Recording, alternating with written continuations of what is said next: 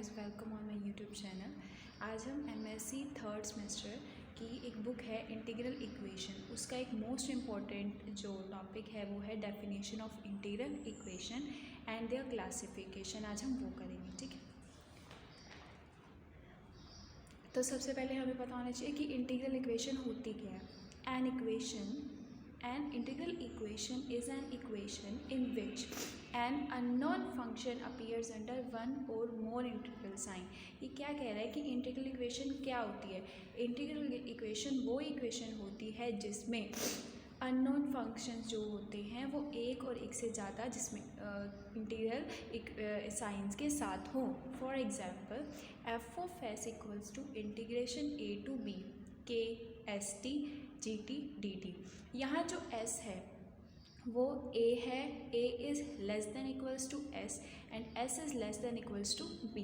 और ऐसे ही जो ये t है वो क्या है, जो a है is less than equals to t and t is less than equals to b।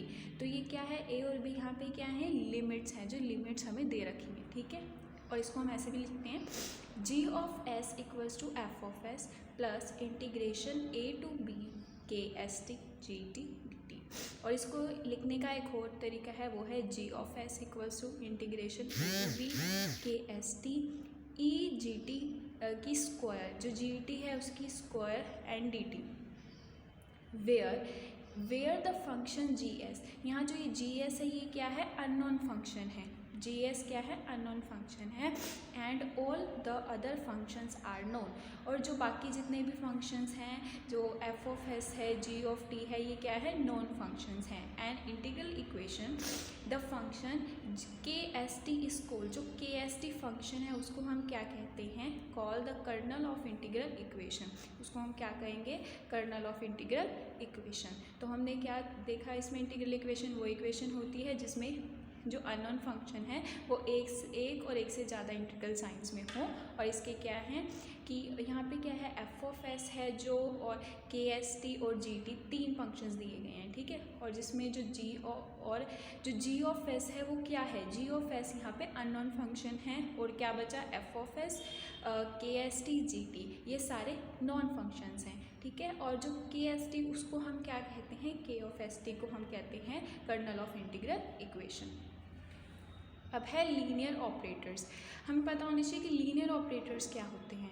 A function f is called a linear operator, जो फंक्शन एफ होता है is called a linear operator कब, if it has the two properties. अगर function f two properties को satisfy करता है तो उसको हम क्या कहेंगे, लीनियर ऑपरेटर। ये क्या है, टू प्रॉपर्टीज़ की F of x plus Y is equals to F of x plus F of Y for all X and Y.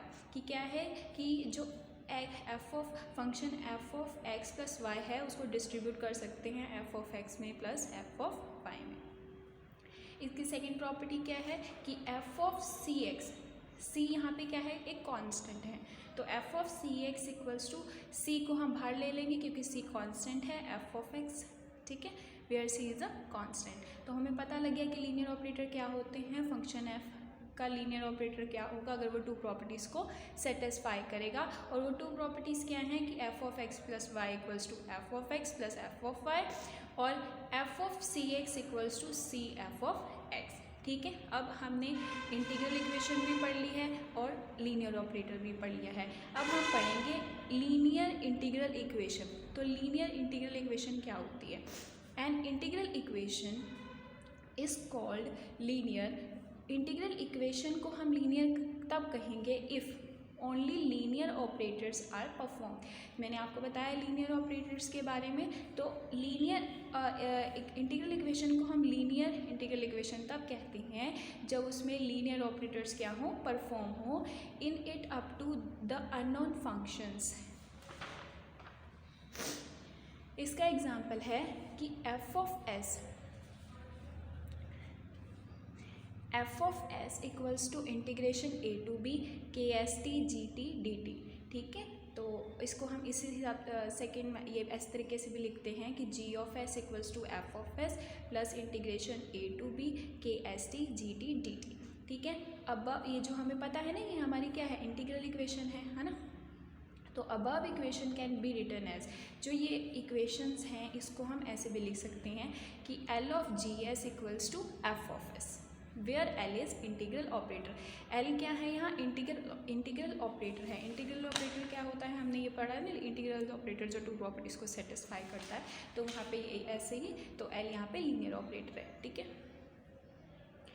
The linear operator is distributive, जो लीनियर ऑपरेटर होता है वो distributive होता है। डिस्ट्रीब्यूटिव कैसे, कि L of C1G1S plus C2G2S is equals to C1, C एक constant है, C1 और C2 कॉन्स्टेंट है, तो इसलिए हमने C1 को बाहर ले लिया, LG1S प्लस C2 यहाँ पे कॉन्स्टेंट है, तो LG2S, यहाँ L जो क्या है वो क्या है, लीनियर ऑपरेटर है, इसलिए हमने इसको डिस्ट्रीब्यूट कर दिया है, बांट दिया है अलग अलग।